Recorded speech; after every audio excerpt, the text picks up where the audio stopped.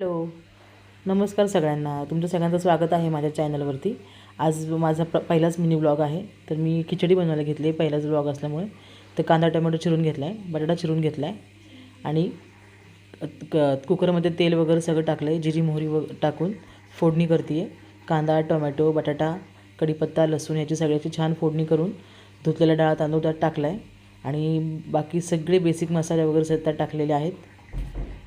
आणि छान अशी खिचडी बनवायची होती मला, तर ती बनवते आहे मी. कारण की बाकी सगळं तर चपाती आणि भाजी तर बनवलेली होती, फक्त भात बनवायचा होता मला, त्याच्यासाठी मी खिचडी बनवते आहे. आणि खिचडी घरात सगळ्यांना खूप आवडते. तर अशा प्रकारचं ही खिचडी बनवून झाली, म्हणजे बनवते आहे. आणि आता 2-3 शिट्ट्यामध्ये खिचडी छान तयार होईल. तर माझा पहिलाच व्लॉग आहे हा मिनी व्लॉग. प्रयत्न केला आहे मी, तर कसा वाटतो आहे ते तुम्ही मला सांगा कमेंट्स वगैरे करून.